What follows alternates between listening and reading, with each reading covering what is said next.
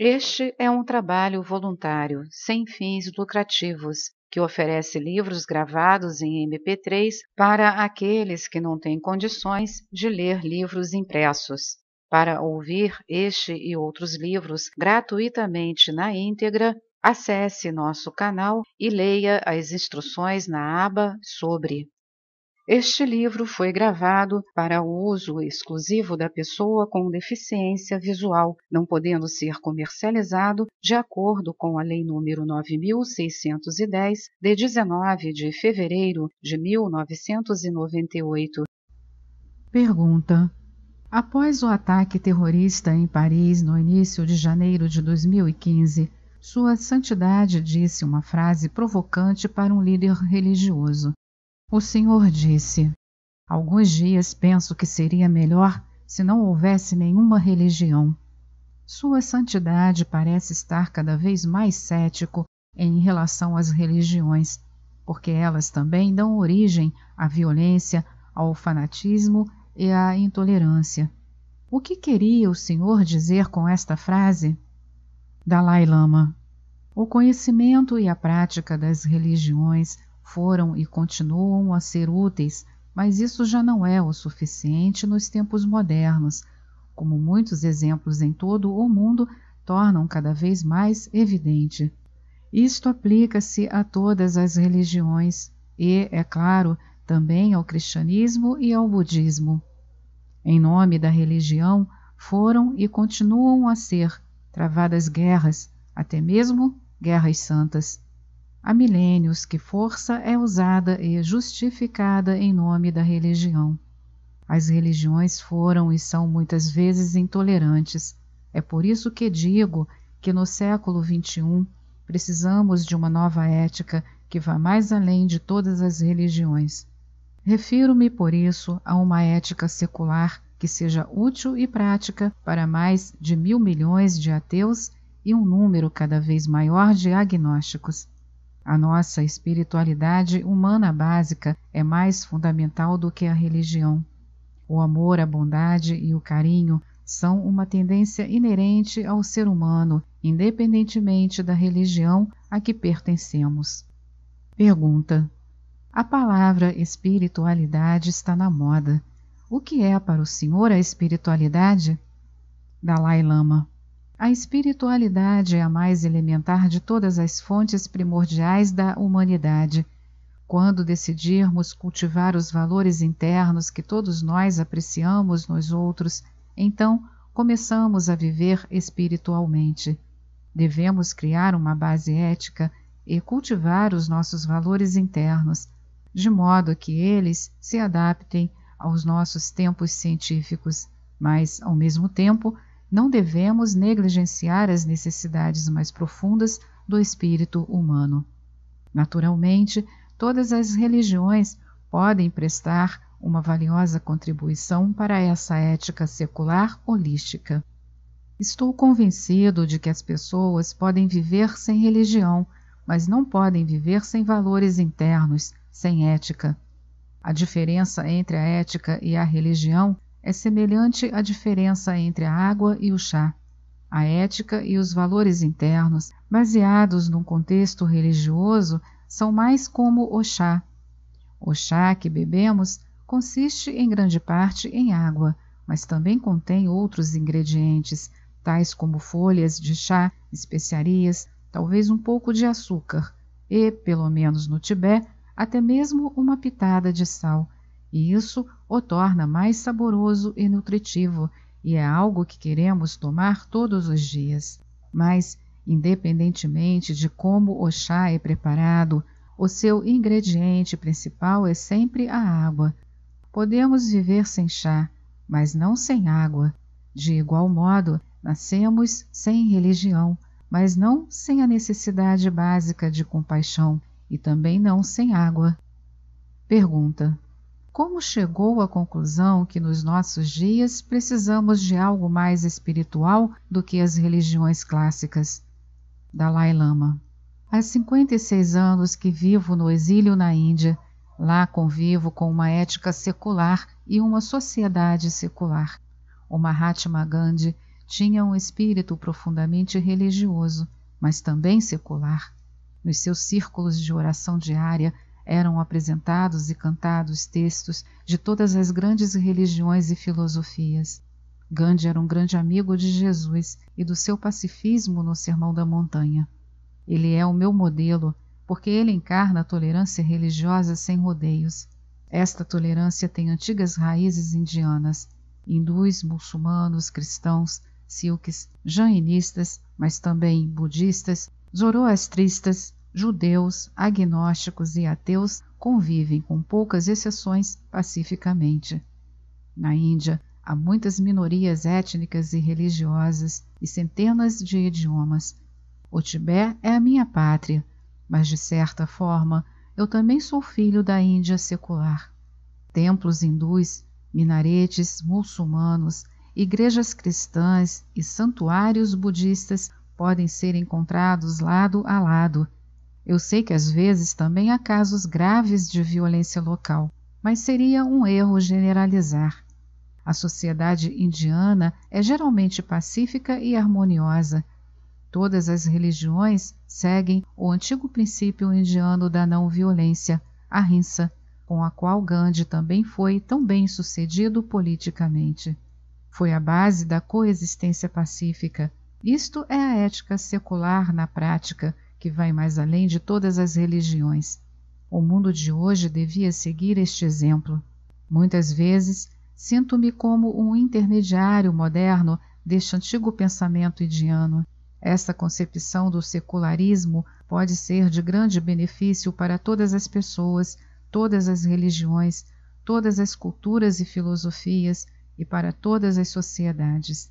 As muitas entrevistas que fazemos há décadas ajudam a promover a compreensão dos valores humanos mais profundos e uma ética secular. Como resultado, as pessoas podem ser pessoas melhores e mais confiantes. O nosso caminho comum requer mais respeito por toda a vida, mesmo a dos animais e das plantas.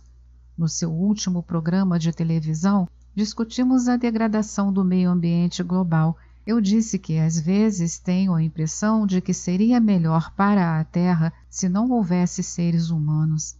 Pergunta: todos os dias exterminamos 150 espécies animais e vegetais, aumentamos os desertos em 50.000 hectares e expelimos 150 milhões de toneladas de gases de efeito estufa para a atmosfera. Estamos praticamente a fazer uma terceira guerra mundial contra a natureza. As religiões não foram capazes de parar estes acontecimentos. 2014 foi o ano mais quente no mundo desde que existem registros dos dados climáticos. Os glaciares dos Himalaias e as calotas polares estão a derreter-se. O que pode fazer uma ética secular nesta situação e quais são os fundamentos de uma ética secular? Dalai Lama: consciência plena, educação, respeito, tolerância, carinho e não violência. No século passado, fizemos grandes progressos materiais. De uma forma geral, isso foi bom. Mas estes progressos materiais também são os que levaram à destruição ambiental na atualidade. Agora, no século XXI, precisamos aprender a manter e aplicar mais valores internos em todos os níveis. Um olhar mais realista sobre os problemas do nosso tempo, dos quais o Franz acaba de enumerar alguns, mostram com bastante clareza que precisamos encontrar uma abordagem sustentável e universal para as questões de ética, aos valores internos e à integridade pessoal. Uma abordagem que permita construir pontes entre as diferenças culturais, étnicas e religiosas. O princípio da responsabilidade global é um elemento-chave do meu conceito de uma ética secular. Tem razão, trata-se da sobrevivência da nossa espécie. Para mim, esta busca de um caminho verdadeiramente sustentável e universal é a base para o desenvolvimento de uma ética secular. Tanto as religiões teístas como as não teístas lidam principalmente com o espírito humano, ou seja, o bem-estar espiritual das pessoas. Para isso, Precisamos de um ambiente saudável, mas também valores como a bondade, o perdão e a sinceridade. Até agora, estes foram baseados quase exclusivamente na religião.